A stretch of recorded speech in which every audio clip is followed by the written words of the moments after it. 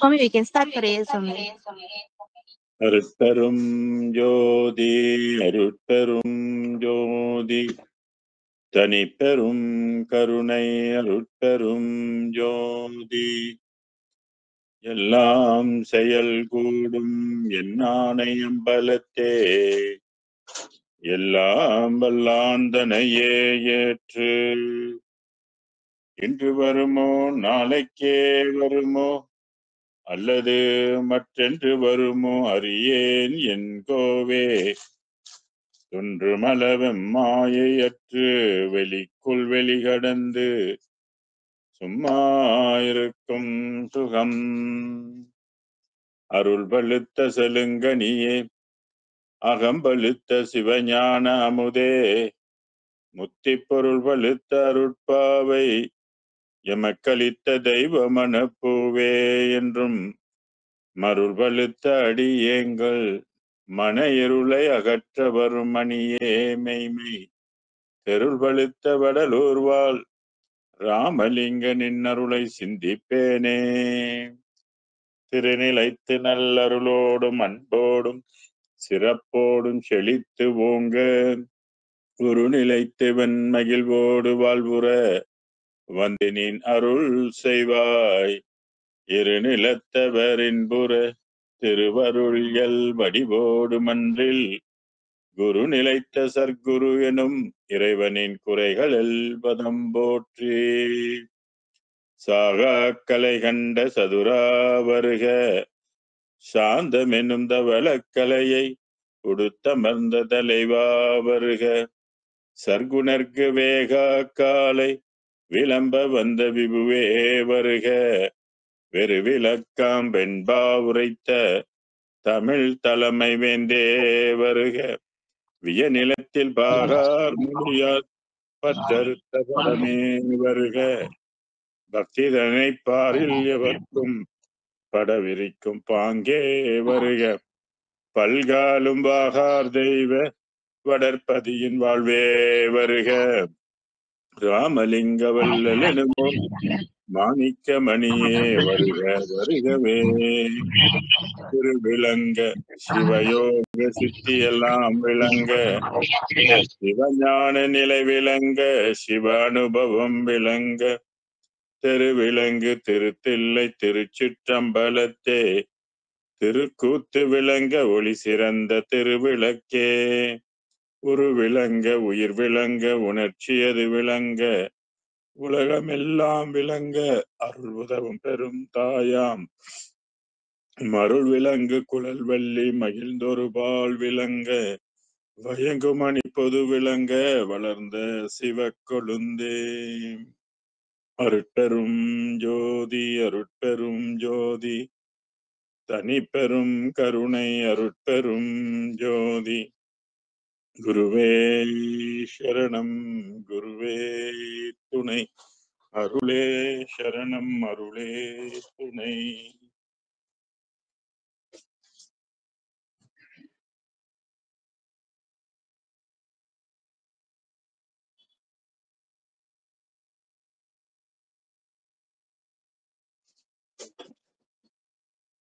அன்பார்ந்த அன்பர்கள் சகலருக்கும் இனிய மாலை வணக்கங்கள். இன்னைக்கு நம்ம தனித்திரு அலங்கள்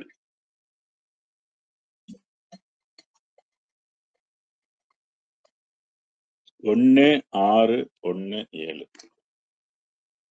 பாடலோடைய நம்பர் 1617க்கு விளக்கம் தர இருக்கின்றோம். அதாவது இந்த 6ஆம் திருமுறையினுடைய பாடல்கள் எல்லாம் யார் கொடுத்தது என்ற ஒரு கேள்வி இருக்கு. இப்ப வள்ளல் பெருமான் வள்ளல் பெருமான் தான் இதெல்லாம் எழுதினாரு அப்படின்னாலும் வள்ளல் பெருமான் என்ன டிக்ளேர் பண்ணி இருக்கிறான்னா, நான் உரைக்கும் வார்த்தையெல்லாம் நாயகனின் வார்த்தை, ஏன் உரைத்தேன் இரக்கத்தால் எடுத்துரைத்தேன் அப்படின்ற ஒரு வரி இருக்கும் 6ஆம் திருமுறையில். அதத்தான் இங்க தனித்திரு ஆலங்கள்ல இந்த சொன்னது கருத்துக்கள் எல்லாம் எழுதிய சுமார் 3000 பாடல்கள் எல்லாம் யாரு எழுதியது அப்படின்றதுக்கு இந்த பாடல் நமக்கு ஒரு இதை கொடுக்கும். ஆத்தர்ன்னு சொல்றோம் இல்லையா, யார் எழுதுனாங்க அப்படின்றது. கருணை ஒன்றே வடிவாகி, கருணை ஒன்றே வடிவாகி. அந்த வடிவம் என்று சொல்லக்கூடியது உடம்பு. அந்த உடம்பு என்ன தன்மை கொண்டு இருக்கும் அப்படின்னாக்கா, உடம்பு வந்து கருணையாக இருக்கக்கூடியது.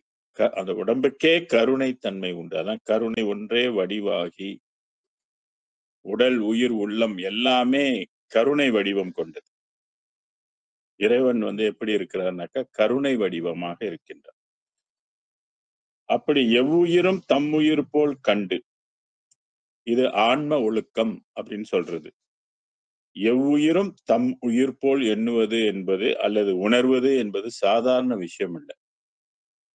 பல தடைகள் எல்லாம் இருக்கு. எல்லா உயிரும் தம் உயிர் போல் எண்ணுகின்ற அந்த உணர்வுக்கு, அந்த உணர்வை பெறுவதற்கு ஆணவம், கன்மம், மாயை எல்லாம் தடையாக இருக்கின்றது. அது மட்டும் இல்லாம பல திரைகள் எல்லாம் இருக்கிறது. இதையெல்லாம் கடந்து தான் நம்ம வந்து அந்த நிலையை, பெருவெளி நிலையை அடைந்தால்தான் எவ்வுயிரும் தம் போல் உயிர் போல் எண்ணுகின்ற அந்த உணர்வு கிடைக்கும். ஆக இங்கே வந்து சொல்றாரு, எவ்வுயிரும் தம் உயிர் போல் கண்டு ஞான தெருள் நெறி. தெருள் நெறி அப்படின்றது தெளிந்த நெறி. எது தெளிந்த நெறி அப்படின்னு கேட்டீங்கன்னாக்கா, ஜீவகாருண்யம் கொண்டிருக்கின்ற மார்க்கம் ஒன்றுதான் தெளிந்த நெறி, உயர்ந்த நெறி, சிவநெறி. மற்றதெல்லாம் வந்து மருள் நெறி. அருள் நெறி ஒன்றே சிறந்ததுன்னு சொல்லுவார். ஒளி சிறந்த திருவிளக்கு. மற்றெல்லாம் மருள் நெறி அப்படின்னு அகவல் எல்லாம் படிச்சிருப்பீங்க. ஆக தெருநெறியில் சுத்த சிவ சன்மார்க்க பெரு நீதி செலுத்தான் என்ற பொருள். சுத்த சன்மார்க்கம், இந்த மார்க்கம் வந்து 19ஆம் நூற்றாண்டுலதான் வள்ளல் பெருமானுக்கு கிடைத்தது, அருட்பெருஞ்ஜோதி ஆண்டவரால். பெரும் நீதி செலுத்தி, பெரும் நீதினா பெரிய உண்மை, நீதினா நேர்மை, நீதினா உண்மை, அது பெரும் நீதின்னு சொல்றாரு. மனிதனுக்கு எடுத்த எடுப்பிலேயே கடவுள் எல்லாவற்றையும் கொடுத்து விடவில்லை. அவன் பகுதி பகுதியாக கொடுத்து கடைசியில தான் முற்றிலும் தன்னையே கொடுக்கின்றான்.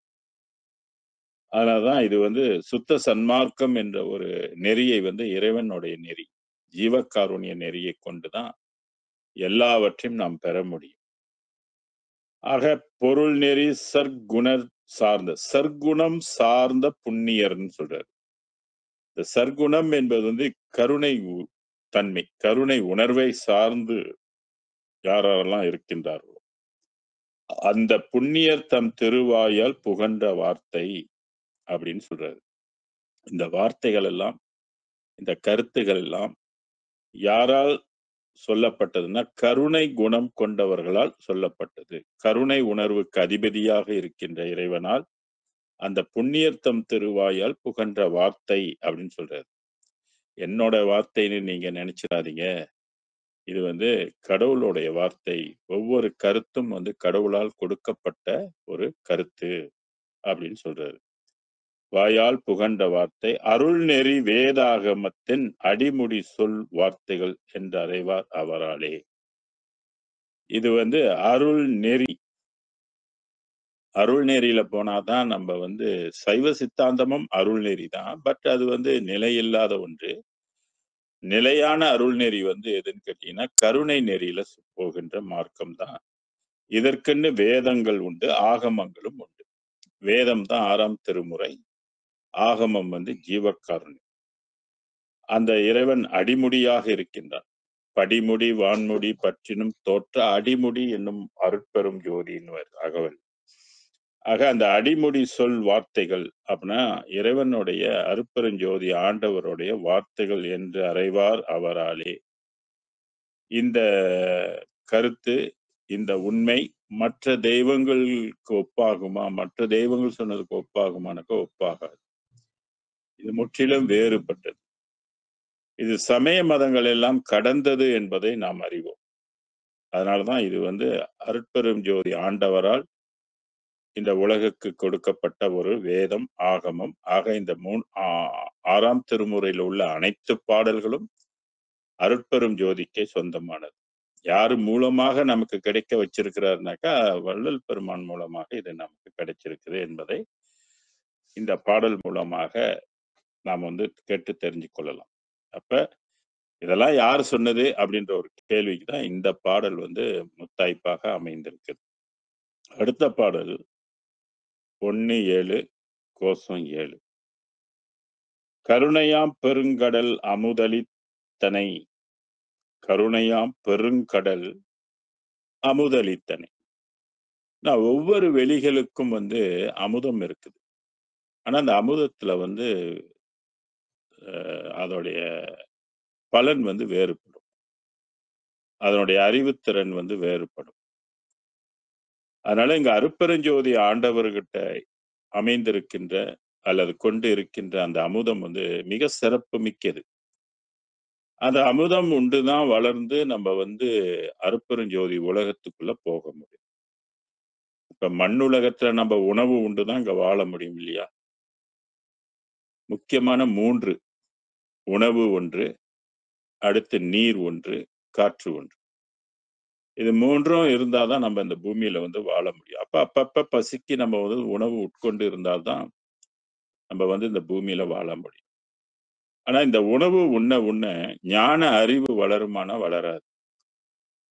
ஆனால் அமுதம் உண்பது அப்படி இல்ல. அமுதம் என்பது ஒளி உணவு என்று பொருள் அது.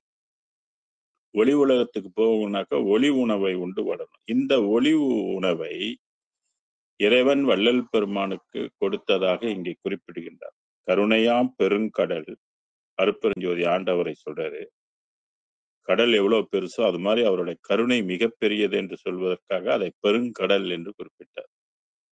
அமுதளித்தென்னை அமுதளித்தனை எனக்கே தருண வாரிசம் மலர்ப்பதம் தந்தன். இறைவனுடைய திருவடியை அவருக்கு வந்து தந்ததா சொன்னார். அதுதான் பொன்னடி என் சென்னியிலே பொருந்த வைத்த தெய்வம், பொய்யாத தெய்வம், இடர் செய்யாத தெய்வம் சொன்னார். இதுதான் தீட்சை. வள்ளல் பெருமானுக்கு அருட்பெருஞ்சோதி ஆண்டவர் தன் ஒளியை இவருக்கு வந்து புருவ மத்தியில செலுத்தினார். அதான் மலர்ப்பதம் தந்தனை அப்படின்னு சொல்றாரு. தருணம் என்பது அந்த நேரத்து அந்த காலகட்டத்தில் அவருக்கு கிடைத்த வாரிச மலர்ப்பதம் தந்தனை அப்படின்னு சொல்றாரு. அப்ப திருவடியை அவருக்கு சூட்டி இருக்கிறார்.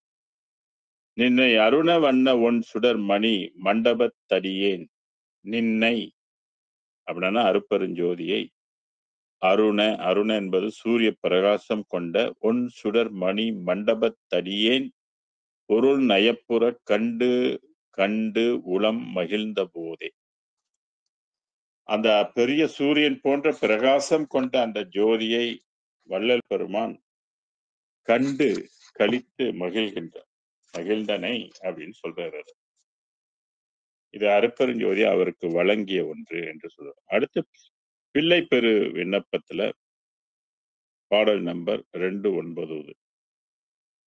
எண்ணிய எல்லாம் வல்ல பேரருளாம் எண்ணிய எல்லாம் வல்ல அது என்ன நினைக்கின்றதோ அதையெல்லாம் செய்கின்ற ஆற்றல் கொண்ட அருட்பெரும் ஜோதி பேரருளாம் இணையில்லா தனி நெடுஞ்செங்கோல். இணை இல்லை. அருட்பெருஞ்சோதி ஆண்டவருக்கு இணையாக வேற எந்த தெய்வத்தையும் நாம் இணையாக ஒப்பிட முடியாது. தனித்துவம் கொண்ட பெருங்கடவுளாக கருணை கடவுளாக விளங்குகின்றார். அதனாலதான் இங்க இணை இல்லான்னு சொன்னார். தனி நெடுஞ்செங்கோல். செங்கோல் என்பது ஆட்சி புரியக்கூடிய கொண்டது. இறைவன் என்ன செய்கிறான்றாக்க அண்ட சராசரங்களை எல்லாம் ஆளுகின்றான். அவன் அருளால் தான் இந்த உலகங்கள் எல்லாம் இயங்கிக் கொண்டிருக்குது, ஆட்சி புரிந்து கொண்டிருக்குது. அதான் இணையில்லா தனி நெடுஞ்செங்கோல். நெடும் என்பது நீண்ட காலம் அப்படின்னு பொருள்படும். நன்னிய திருச்சிற்று தம்பலத்தை அமர்ந்து நடத்தும் ஒரு ஞான நாயகனே. நன்னிய அப்படின்னா நெருங்கிய திருச்சிற்றம்பலம். இந்த திருச்சிற்றம்பலம் வந்து வெளிகள் வித்தியாசப்படும் போது திருச்சிற்றம்பலம் வித்தியாசப்படும். இப்ப சித்தாந்தத்துல சொல்ல திருச்சிற்றம்பலம் வேறு, அது வந்து பராபரை உலகம். சமரச சன்மார்க்க வேதத்துல சொல்லுகின்ற திருச்சிற்றம்பலம் வந்து பெருவெளிக்கு உட்பட்டது. அதான் நன்னிய திருச்சிற்றம்பலத்தமர்ந்தே நடத்தும் ஒரு ஞான நாயகனேன. கடவுள் ஞானம் உடையவன். எல்லாவற்றையும் தாங்கி இருக்கக்கூடியவர். All in one. Multiple talent அப்படின்னு சொல்லுவோம். ஞான நாயகன்னா தலைவர்.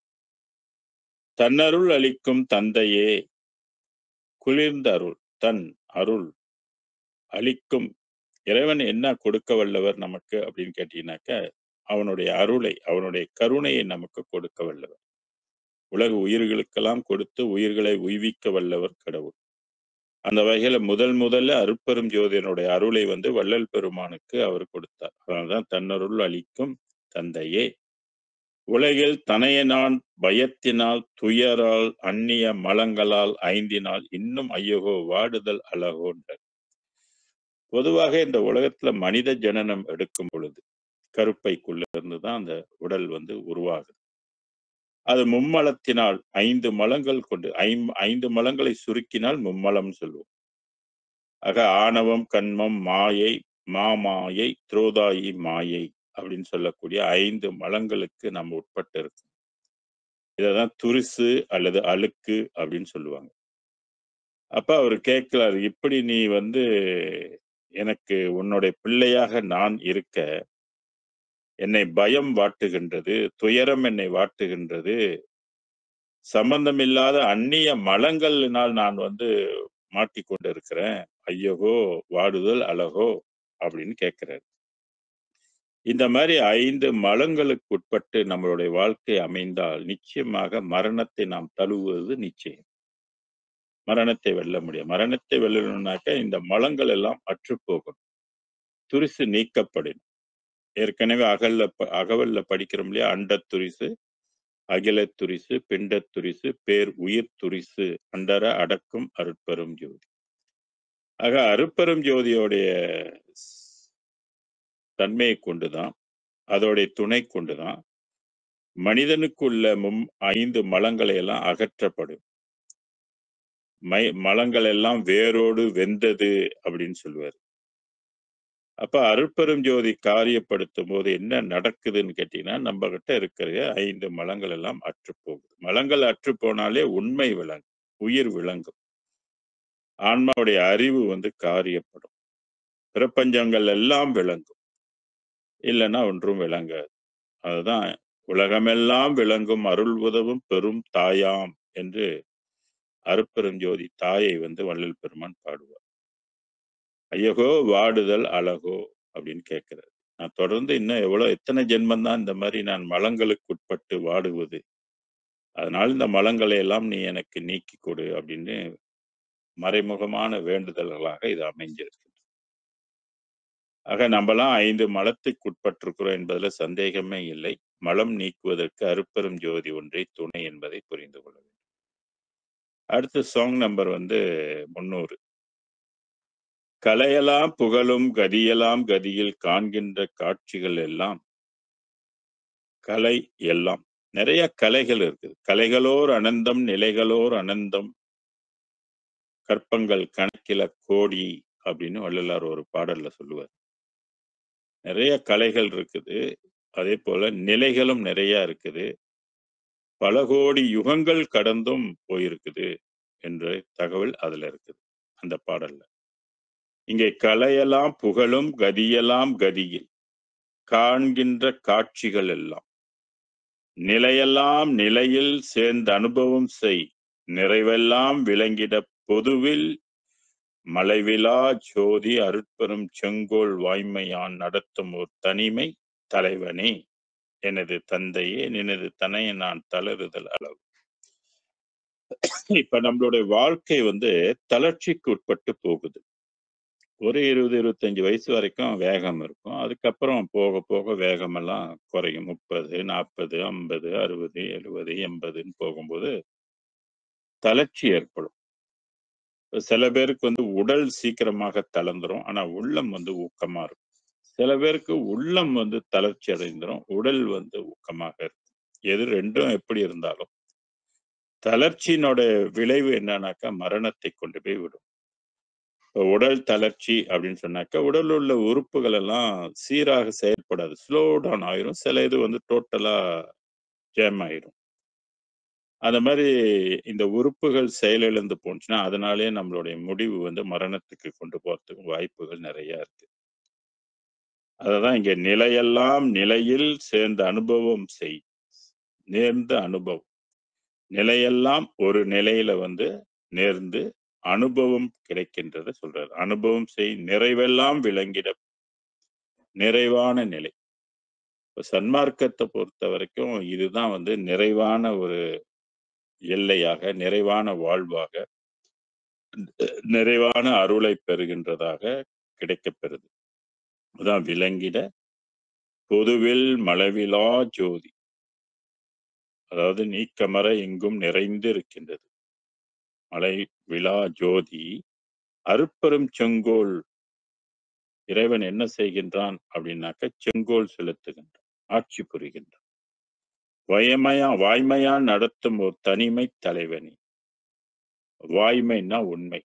உண்மையாக நின்று உண்மையாக உலகமெல்லாம் படைத்து அந்த உலகத்தை எல்லாம் காத்து ரட்சிக்கின்ற செங்கோல் செலுத்துகின்ற கடவுளாக ஒரு தனிமை தலைவன் அப்படின்னு சொல்றாரு. இந்த தனிமை தலைவனை தான் 19ஆம் நூற்றாண்டுல தான் இது வந்து தெரியணும் அப்படின்றது காலத்தின் கட்டாயம்.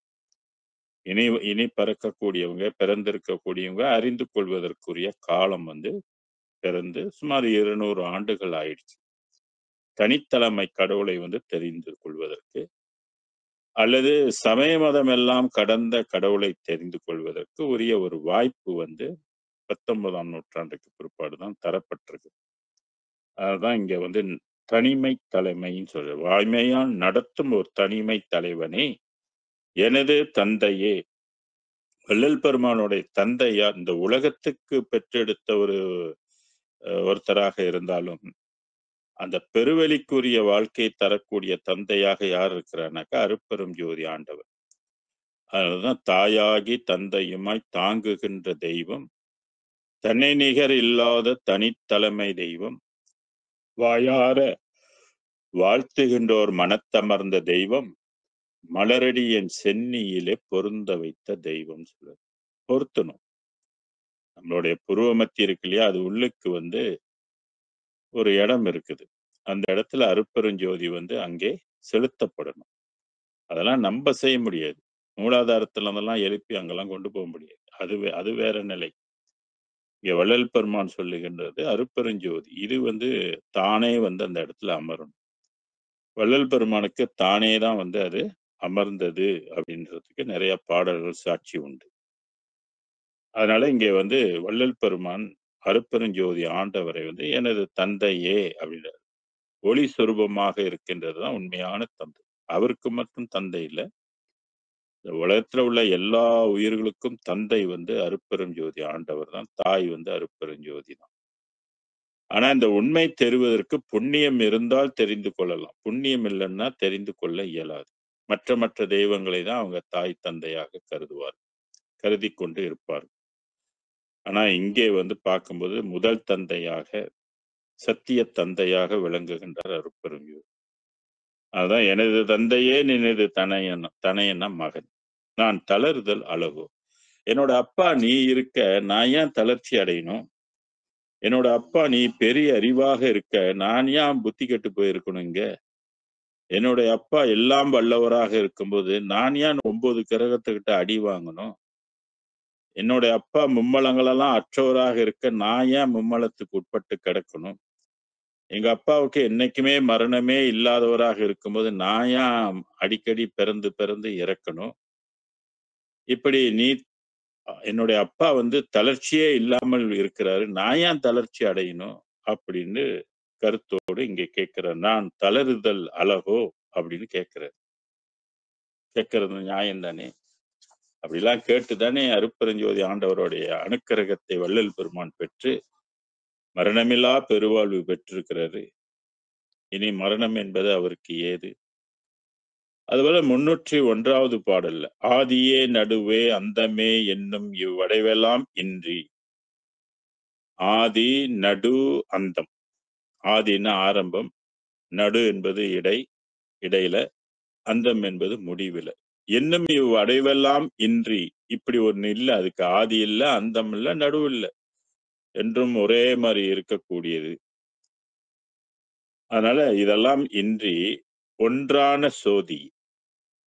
ஜோதியில வந்து பல கோடி ஜோதிகள் இருக்கு. அதுல முதன்மை ஜோதியாக இருக்கக்கூடியது அருட்பெரும் ஜோதி. அதுதான் ஒன்றான ஜோதியே வடிவாய் திருச்சிற்றம்பலத்தை தூய பேரருளளித்த தனிச்செங்கோல் நீதி நடத்தும் தனிப்பெரும் தலைமை நிறுத்தனே.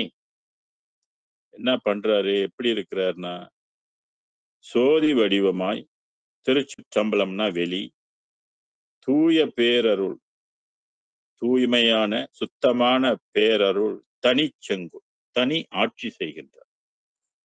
தனிச்செங்கோல் நீதியே நடத்தும், நீதியாக நேர்மையாக நடத்தும் தனிப்பெரும் தலைமை நிறுத்தனே.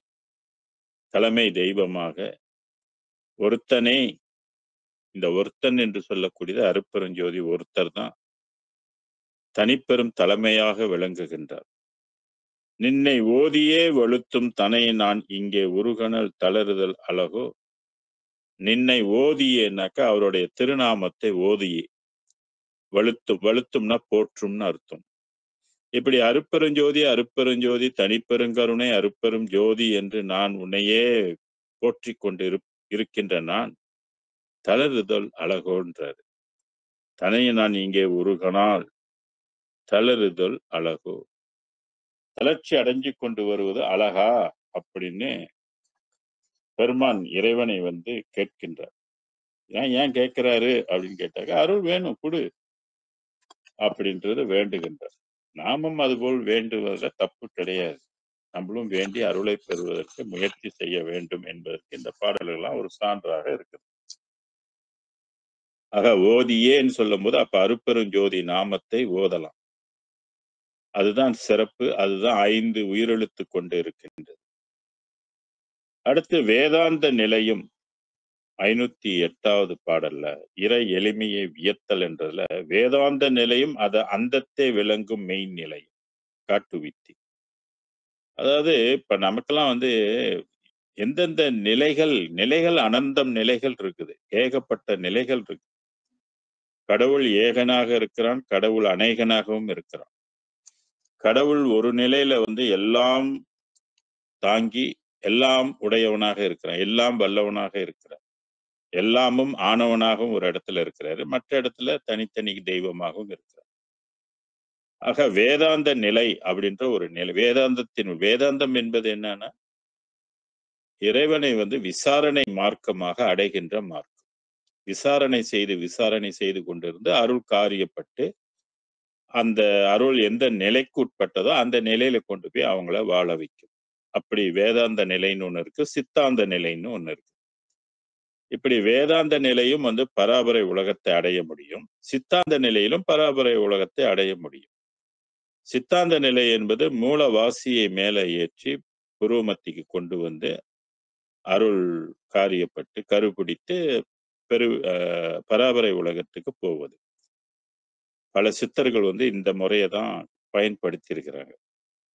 அதுக்கு நம்மளுடைய சித்தாந்த ஞான நூல்கள் எல்லாம் ரொம்ப உறுதிப்படுத்தும். அது திருமந்திரம் அதெல்லாம் படிச்சீங்க, அது உறுதிப்படுத்தும். அதனால மெய்நிலையும் காட்டுவித்து அன்றைக்கு அதுதான் மெய்நிலை.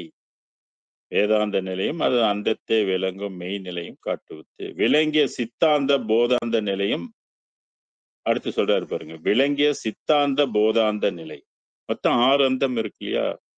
சித்தாந்தம், வேதாந்தம், போதாந்தம், கலாந்தம், நாதாந்தம், யோகாந்தம் அப்படின்னு மொத்தம் 6 அந்தங்கள் இருக்கு.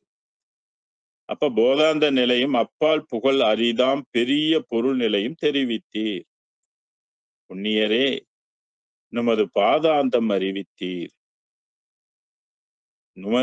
உன்னுடைய திருவடியின் உலகத்தை, பாதாந்தம் என்பது இறைவனுடைய உலகம். பாதாந்தம் அறிவித்து சுத்த வடிவுடனே பகர் பிரணவாகார பரிசும் எனக்கு அளித்தேர். பிரணவகார பரிசு என்பது பிரணவ தேகம் கொண்ட அமைப்பை அவருக்கு சுத்த வடிவும், சுத்த உடம்பும், பிராண உடம்பும் எனக்கு அளித்தீர் அப்படின்னு சொல்றாரு. நாதாந்த தனிச்செங்கோல் நான் செலுத்த கொடுத்தேர். எந்த நாதாந்தம்? பெரிய நாதாந்தம் இது. நாதத்தையும் கடந்திருக்கின்ற ஒரு நாத உலகம். அருட்பெரும் ஜோதி என்பது ஒரு நாத மந்திரம் இல்லையா? வான்பெறற் கரிய வகையெல்லாம் விரைந்து நான் பெற அளித்த நாத மந்திரம்.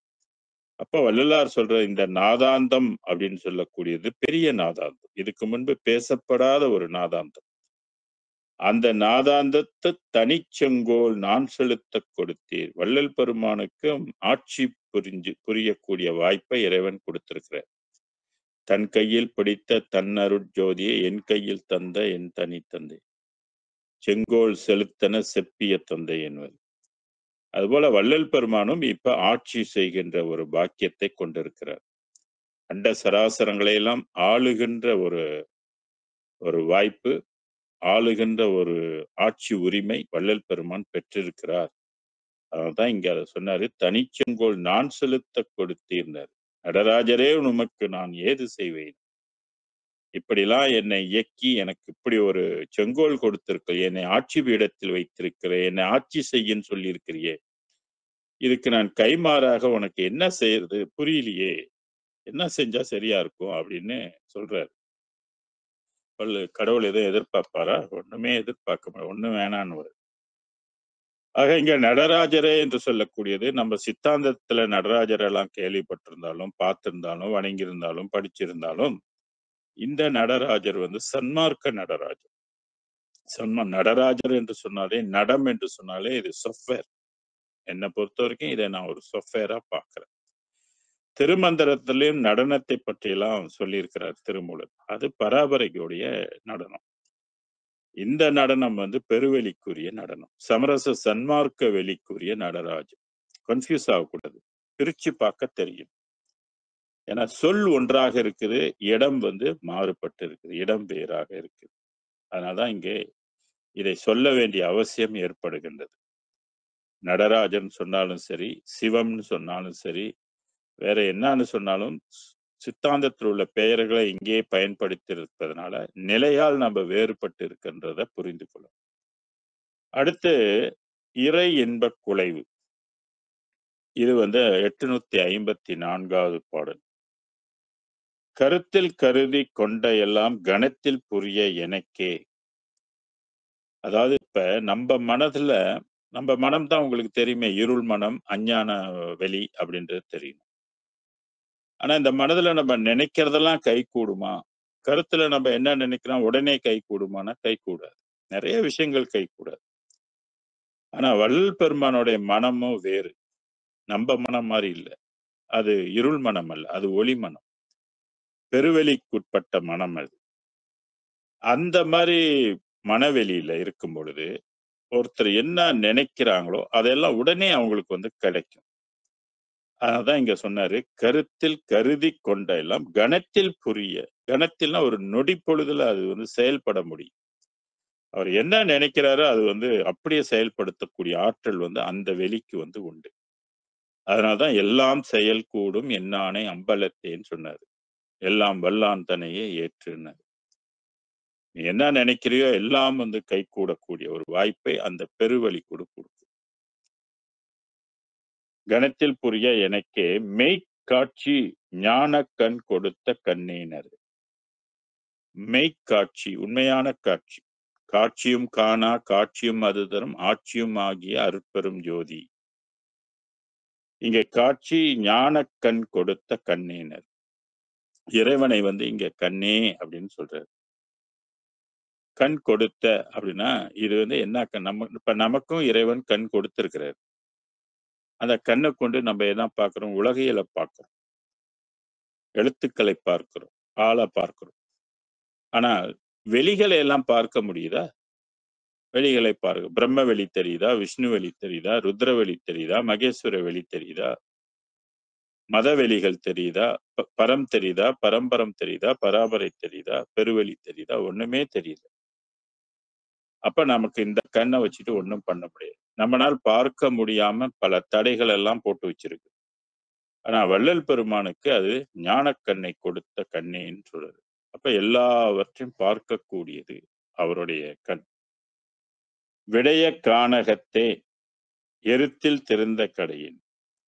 விடைய கானகம் சொன்னாக்க காடுன்னு அர்த்தம். இந்த புலன்களை கொண்டு விடயம் என்பது விஷயம், விஷயம் என்று 5 புலன்களை கொண்ட கானகம். நம்பலாம் வந்து ஒரு 5 புலன்களுக்குட்பட்ட ஒரு காட்டுல வாழ்ந்துகிட்டு இருக்கோம். அதான் கானகம்னு சொன்னாரு அத, இந்த உலகத்தை. இந்த கானகத்தை எருத்தில் திரிந்த கடையேனை. எருது போன்று திரிந்த கடையேனை, கடையன்னா தன்னை ரொம்ப லோ புரொஃபைலா ஆக்கிக் கொள்றாரு.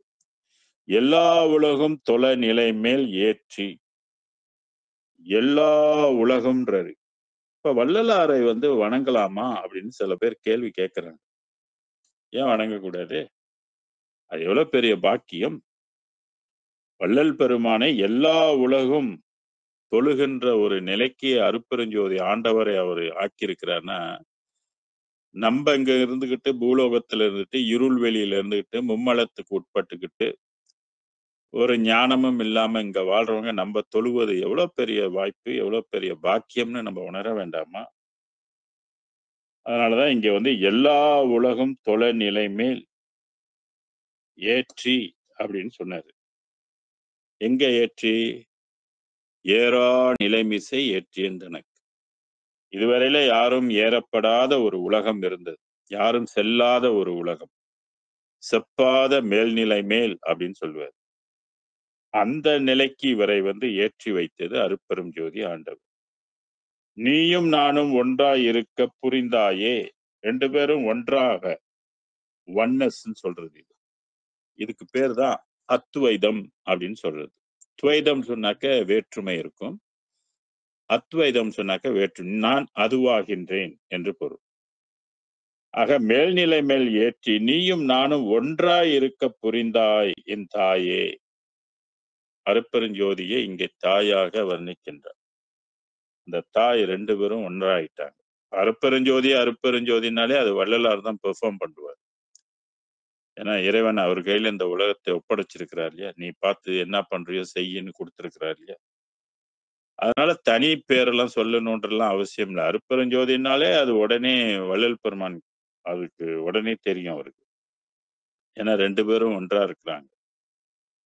இப்படி இருத்தி கருத்தில் உன் தயவை எண்ணுதோறும் அந்தோ இப்படி உலகமெல்லாம் தொழக்கூடிய நிலைக்கு என்னை ஏற்றி நீயும் நானும் ஒன்றாக ஆக்கி வச்சிருக்கிற இந்த நிலையை வந்து நான் நினைக்கும் போது இது உன்னுடைய தயவு தானே. உன் தயவால் தானே என்னுடைய அறிவாலோ என்னுடைய செயலாலோ ஆகக்கூடிய ஏதாவது ஒன்று இருக்கானா ஒண்ணும் இல்லை. எல்லாமே உன்னுடைய தயவுனால்தான். அந்த அந்த தயவை நான் எண்ணுந்தோறும் எண்ணி பார்க்கும்போது அந்தோ என் இதயம் உருகி, இந்த இதயம் என்று சொல்லக்கூடியது இருதயத்தையும் குறிக்கும், அதே நேரத்துல உள்ளத்தையும் குறிக்கும்.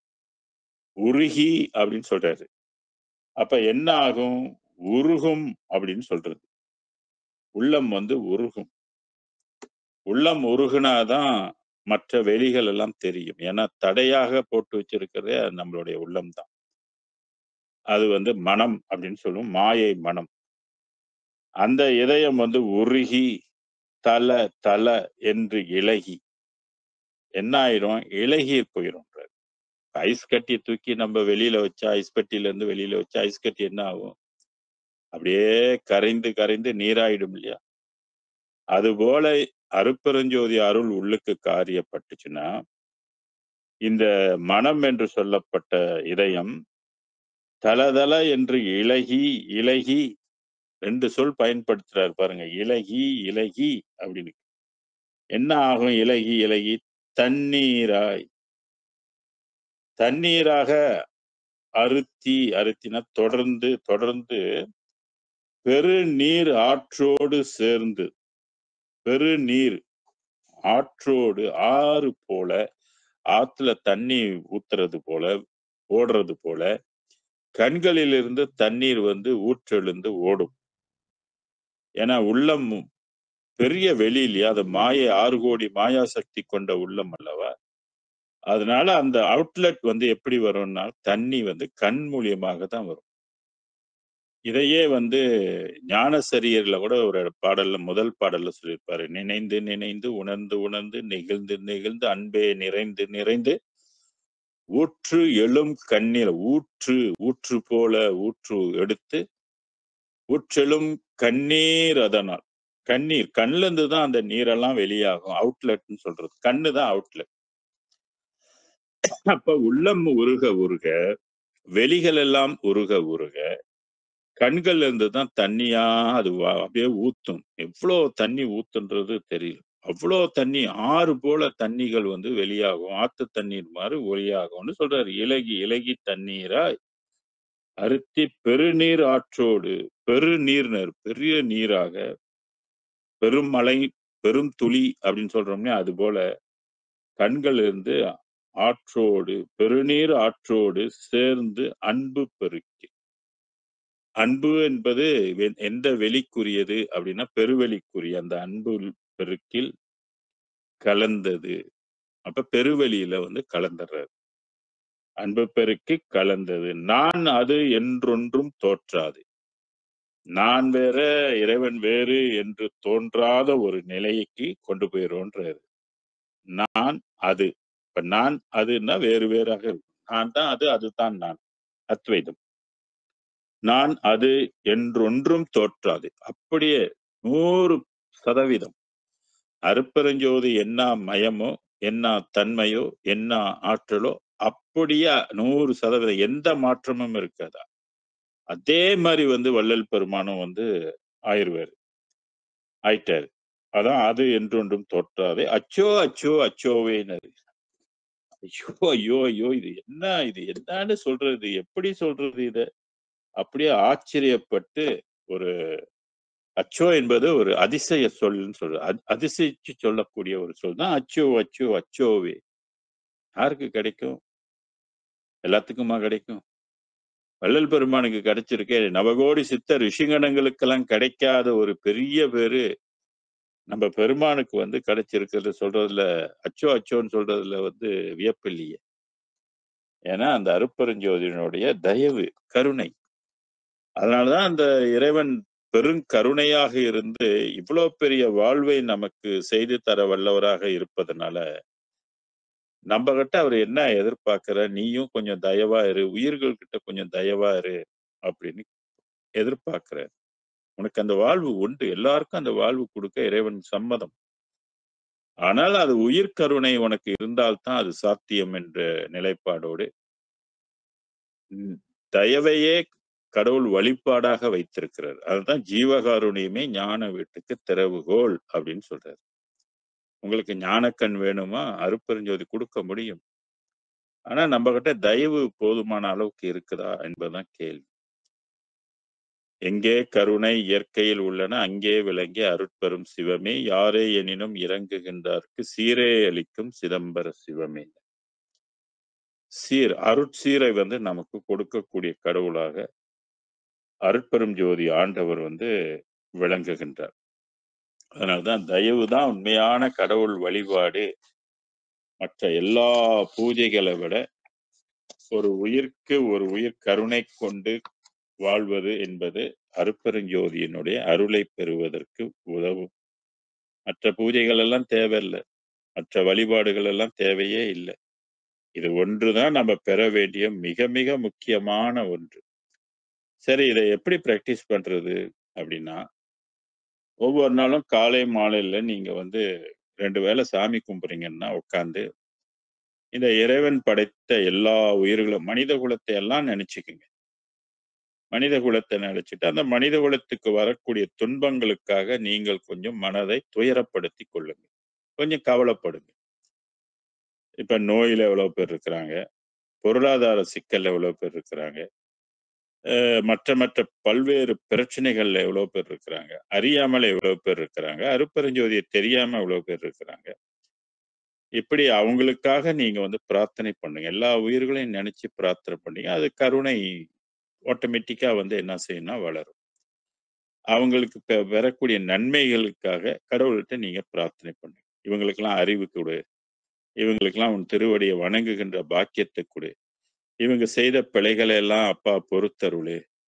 இவங்கள் எண்ணங்கள் எல்லாம் கொஞ்சம் சித்தியாக்கி கொடு. இவங்க குடும்ப வாழ்வுல கொஞ்சம் வருமானம் பெருகி சுபிட்சமா வாழ்வதற்கு கருணை காட்டு. இவங்களுடைய பிழைகள் எல்லாம் பொறுத்து கொள்ளு. இவங்களுக்கு தீர்க்க ஆயுள கொடு. இவங்களுக்கு வந்து புலால் மறுத்து உணவு உண்பதற்குரிய வழிய குடு. அதனுடைய சிறப்பை இவங்களுக்கு தெரியப்படுத்து. இப்படி என்னென்னலாம் நம்ம மற்ற உயிர்களுக்காக வேண்டுகின்றோமோ, இப்படிதான் வேண்டி நம்ம வந்து அருள் பெறணும்.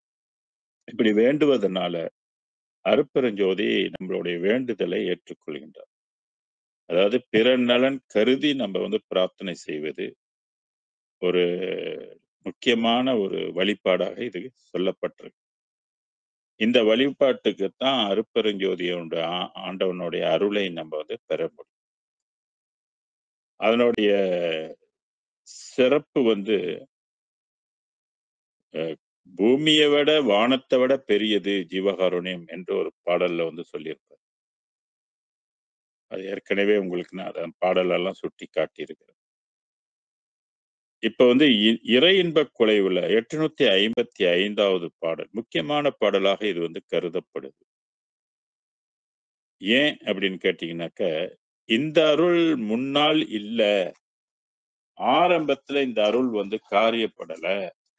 இது வந்து இப்பதான் 19ஆம் நூற்றாண்டுல தான் வந்து காரியப்படுது அப்படின்றதுக்கு நான் வந்து கண்டுபிடிச்சேன் இத. இந்த பாடல் மூலியமா தான் நான் கண்டுபிடிச்சு, உறுதியாக என்னால நம்ப முடிஞ்சது. ஓஹோ! இந்த அருள் வந்து வேற, சித்தர்களுக்குள்ள அருள் வேற அப்படின்றதுக்கு எனக்கு வந்து கண் திறந்து விட்ட ஒரு பாடல் வந்து இதுதான். அதனால இதெல்லாம் நீங்களும் படிச்சு இதனுடைய சாரம் என்ன அப்படின்றத நீங்க புரிந்து கொள்ளுங்க. மற்றவங்க கேட்டாலும் இத வந்து சொல்வதற்கு இந்த பாடல வந்து நீங்க எடுத்து அவங்களுக்கு வந்து குடுக்கலாம். ஏன்னா பல பேருக்கு வந்து இந்த அருள் வித்தியாசம் வந்து தெரியல. அருளியல் வந்து அவங்களுக்கு இது புரியாம எல்லாம் ஒன்றுன்னு நெனச்சுக்கிட்டு இருக்கிறாங்க. இங்கே பெருமானுடைய பாடல நம்ம கவனிப்போம். ஏதும் தெரியா அகங்கரித்திருந்த சிறியேன் தன்னை வலிந்து எல்லா உலகும் அதிசயிக்க. இந்த வரிக்கு என்ன பொருள்? எனக்கு ஒண்ணுமே தெரியாதுன்றாரு. ஏதும் தெரியா அகங்கரித்து இங்கிருந்த சிறியேன். நான் என்ற ஈகோல இருந்த என்னை தானை வலிந்து அறியேன் சிறியேன் தன்னை வலிந்துன்னா ஃபோர்ஸ். வலிந்து எல்லா உலகம் அதிசயிக்கின்றார். எல்லா உலகம்னா பராபரை உலகம் மட்டுமல்ல. மத உலகங்கள், மத நெறிக்கு உட்பட்ட உலகங்கள், பிரம்மல் உலகங்கள், பிரம்மலோக உலகங்கள், விஷ்ணு லோக உலகங்கள், ருத்ரன், மகேஸ்வரன், சதாசிவம், விந்து, பரவிந்து, நாதம், இப்படி எல்லா உலகமும் மேக்சிமம் வந்து பராபரை உலகத்தில் உள்ள அனைவரும் அதிசயிக்க. ஏன் அதிசயிக்கிறாங்க அப்படின்னு கேட்டீங்கன்னா, இந்த வள்ளல் பெருமான் பெற்ற அந்த உடல் இருக்குதே, அந்த உடலினுடைய குவாலிட்டி, அந்த உடலினுடைய பிரகாசம், அது வந்து மற்ற உலகத்து வாசிகளோட உலகத்தோடு ஒட்டி அந்த உடம்பையும் இந்த இவரோட உடம்பையும் ஒப்பிட்டு வச்சு பார்க்கும்போது அது சின்ன ஒளியாக இருக்குது. இவர் பெற்றிருக்கிற ஒளி வந்து ரொம்ப பிரகாசமாக இருக்குது. இப்ப நம்ம சூரியனுகிட்ட நம்ம ஒரு கெண்டல் கொண்டு போய் வச்சோமாக்க, நம்ம கெண்டல் பெருசா தெரியுமா? எவ்வளவு அற்ப ஒளியாக இருக்கும். அது மாதிரி. அந்த அருட்பெரும் ஜோதி என்பது மிகப்பெரிய ஒளியாக, மிகப்பெரிய பிரகாசமாக இருக்குது. அது பராபரையில வச்சு பார்க்கும்போது அது சின்ன ஒளியாக போகுது. அப்ப அதிசயம் ஏற்படுமா? ஏற்படாதா? அதனாலதான் சித்தர்களும், முத்தர்களும் பேசுவதன் பேச்சுன்னு சொன்னாரு. சித்தர்கள், முத்தர்கள்லாம் ஏன் வள்ளலாரை பற்றி பேசுகிறார்னா, இவர் பெற்ற பேரு, இவர் பெற்ற பாக்கியம். அது ஈடு இணையில்லாதது. அதனாலதான் இங்க சொன்னாரு, எல்லா உலகம் அதிசயிக்க எல்லாம் வல்ல சித்தெனவே. சித்தென்றால் அறிவு. ஓதும் பொருளை கொடுத்து அப்படின்னு சொன்னாரு. ஓதும் பொருள் என்னன்னாக்க நாமம். அருட்பெருஞ்சோதி மந்திரம். அதான் ஓதும் பொருள். வள்ளல் பெருமானுக்கு கிடைத்தது. அருட்பெரும் ஜோதி என்ற மந்திரம் வந்து அவருக்கு வந்து கிடைச்சது. இது வந்து இதுக்கு முன்பு உள்ளவங்களுக்கு எல்லாம் கிடைச்சதா அப்படின்னா இல்ல. நமசிவாயம் தான் கிடைச்சது. அதனாலதான் இது வந்து முந்துரு மறைமுறை மொழியும் மந்திரமே அப்படின்னு சொல்றாரு. அகவல்ல மந்திரம் மந்திரம் வருது இல்லையா? வான் பெறற்கு அரிய வகையெல்லாம் விரைந்து நான் பெற அளித்த நாத மந்திரமே கற்பம் பல பல கலியினும் அழிவுற அற்புதம் அளித்த புனித மந்திரமே.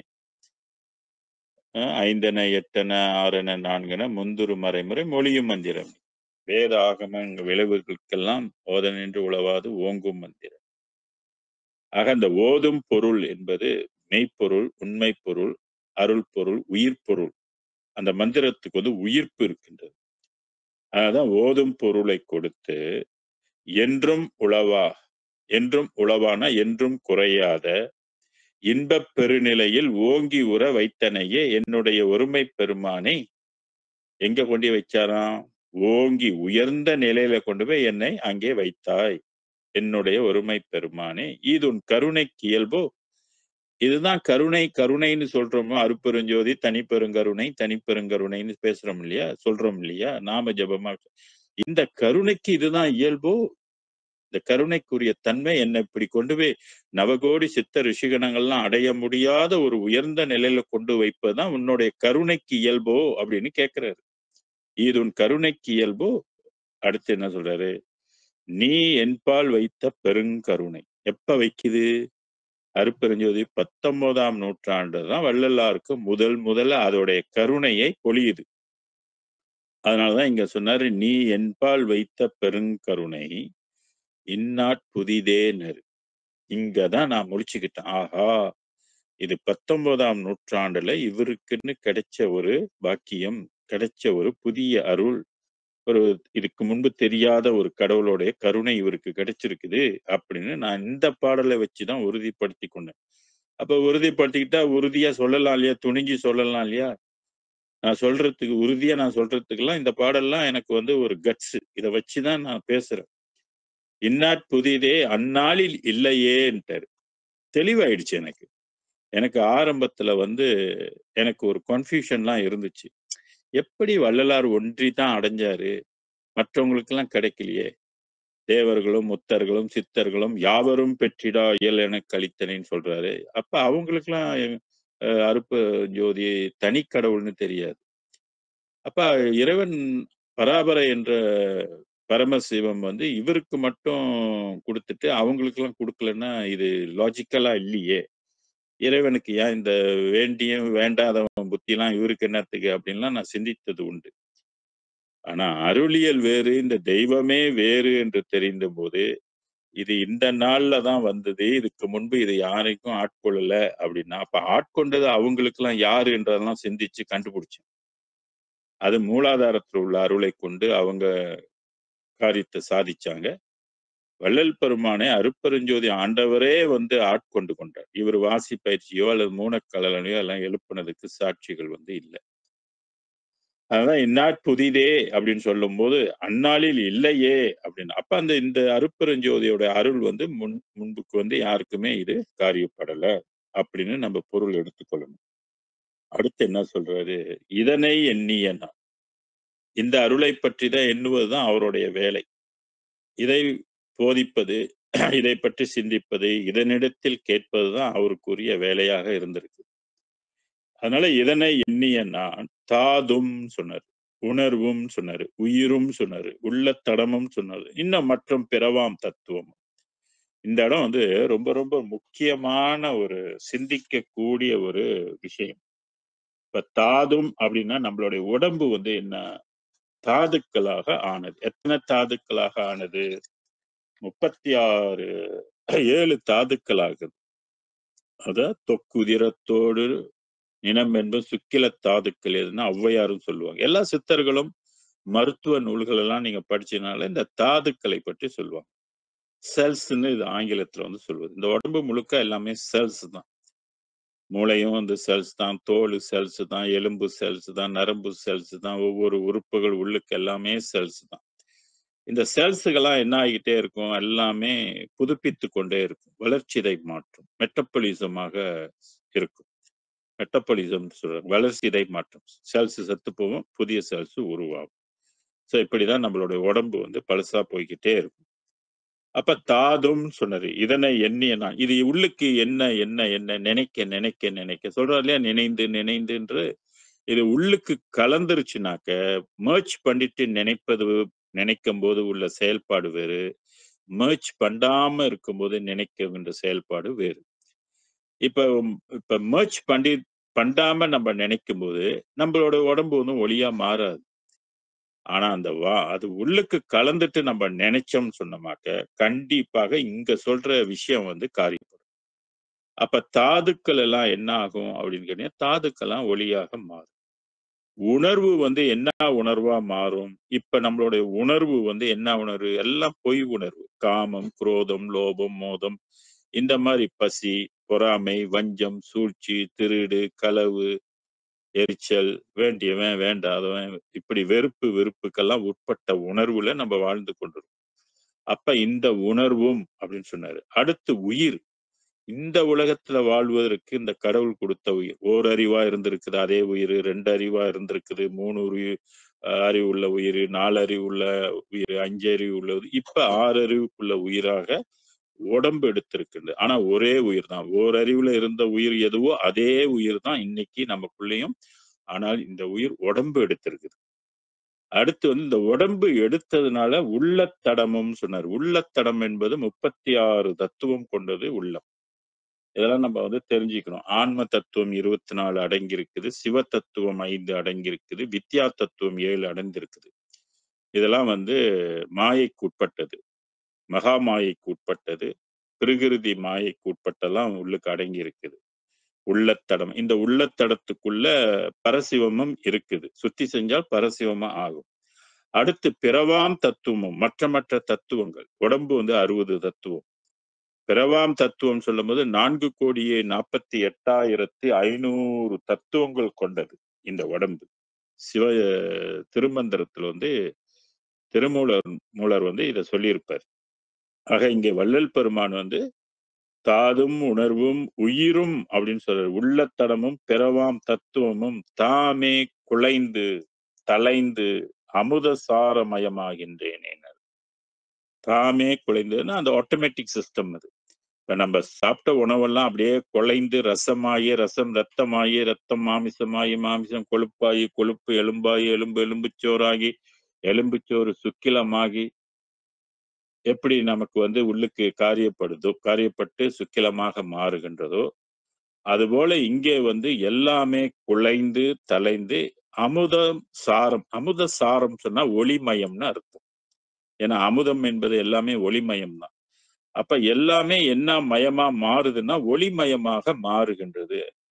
அப்ப வள்ளலாருடைய உடம்பு, உணர்வு, உயிரு, உள்ளத்தடம் எல்லாமே என்ன மயமா ஆயிடுச்சுன்றது நீங்க நல்லா யோசிச்சு பாருங்க. எல்லாமே வந்து ஒளிமயமாக ஆயிடுச்சு. நாளைக்கு நம்மளை ஆட்கொண்டாலும் இதே கதிதான். இதே மாரிதான் ஏற்படும். சந்தேகமே இல்ல. அதுக்கு வந்து நம்ம பாடுபடணும். நம்மளும் இப்படிதான் எல்லாமே மாத்தி தான் அந்த உலகத்துக்குரிய ஜீவனாக நம்ம போக முடியும். அப்ப இந்த இடத்துல இந்த உயிரும் பொய்த்து போகுது. பொய் உயிராக போகுது. அப்ப மெய் உயிர். அப்ப உண்மையான உயிர் எதுன்னா அருட்பெருஞ்சோதி தான் உண்மையான உயிர். அந்த உண்மையான உயிரை நாம் வந்து உருவேத்தணும். அன்றாடம் உருவேத்த தான் திரு ஏறுன்னு சொல்லுவாங்க. அந்த ஆன்மாவுல வந்து உள்ளகம் என்று சொல்லக்கூடிய ஆன்மாக்குள் ஒரு ஆன்மா இருக்கு இல்லையா? அந்த ஆன்மாவுக்கு ஒளிப்பிரகாசத்தை உண்டு பண்ணும். வேற எந்த நாமமும் அதற்கு வந்து ஒளித்தன்மையை குடுக்காது. அருட்பெருஞ்சோதி என்ற மகா மந்திரம். அதனாலதான் இதுக்கு பேரே மகா மந்திரம் அப்படின்னு சொன்னாரு. தாதும் உணர்வும் உயிரும் உள்ளத்தடமும் பிறவாம் தத்துவமும் என்று சொல்லும்போது 4,48,500 தத்துவங்களும் எல்லாமே தாமே குலைந்து போயிரும். அதே நேரத்துல தலைக்கும்.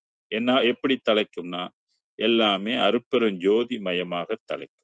இப்படி தலைக்கும் போது அகம், அகப்புறம், புறம், புறப்புறம் எல்லாமே என்ன மயமாயிரும்? எல்லாம் ஒளிமயமாயிரும். அதனாலதான் அகவல் ஸ்டார்ட் பண்ணும்போதே 4 முறை அருட்பெருஞ்சோதி, அருட்பெருஞ்சோதி, அருட்பெருஞ்சோதி, அருட்பெருஞ்சோதின்னு சொன்னாரு. முடிக்கும் போதும் அருட்பெருஞ்சோதி, அருட்பெருஞ்சோதி, அருட்பெருஞ்சோதி, அருட்பெருஞ்சோதின்னு முடித்தாரு.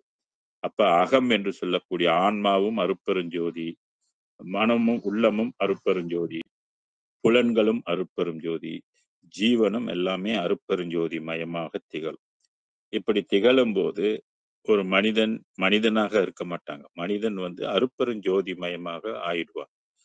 அது தெய்வ நிலை. அதுதான் சிற்றபையில் விளங்குகின்ற தெய்வம் அதே தெய்வம் சொன்னார். மனிதன் தெய்வம் ஆகலாம். அது அருட்பெருஞ்சோதியினுடைய அருளால் முதன்மை தெய்வமாக, பெருவெளிக்குரிய தெய்வமாக, நித்திய தெய்வமாக, சத்திய தெய்வமாக, கருணை தெய்வமாக நாம் ஆகிர முடியும். அதனாலதான் அந்த கருணையை வந்து நம்ம இப்பொழுதே பிராக்டிஸ் பண்ணுங்க அப்படின்னு நமக்கு வந்து கருணை வழிபாட்டை நமக்கு அருட்பெருஞ்சோதி ஆண்டவர் மூலமாக நமக்கு தெரிவிக்கப்பட்டிருக்குது. கருணை ஒன்றுதான் உண்மையான கடவுள் வழிபாடு. நம்ம போய் மற்ற வழிபாடுகள் செய்வதை விட ஒரு ஏழை எளிய மக்களுக்காக என்ன தேவையோ அந்த தேவைகளை இன்றைக்கு செய்தோம் சொன்னாக்கா நம்ம கடவுள் வழிபாடு செஞ்சிட்டோம்னு அர்த்தம்.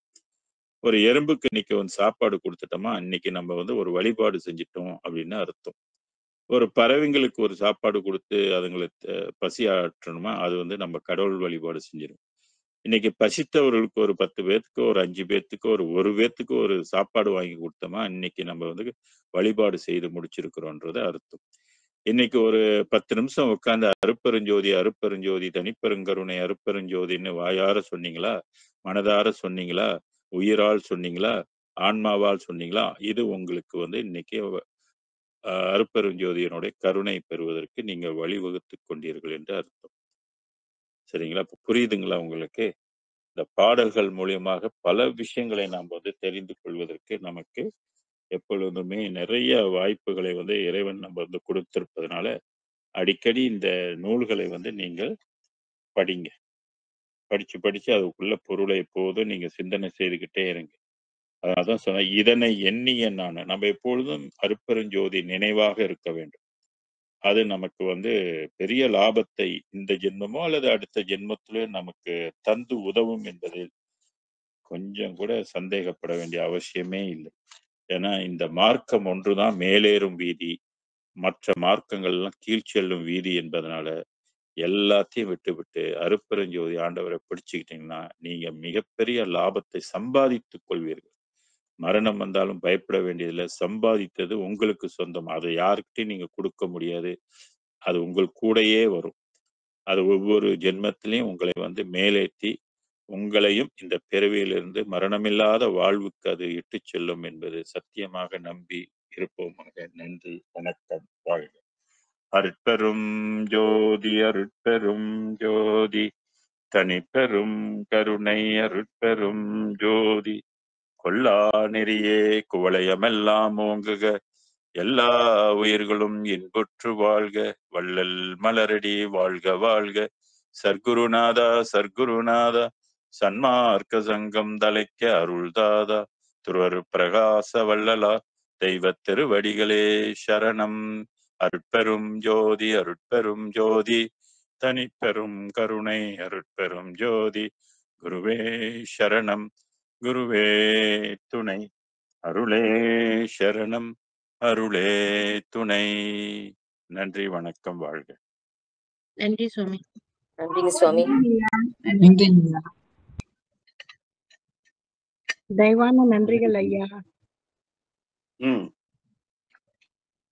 நன்றிம்மா.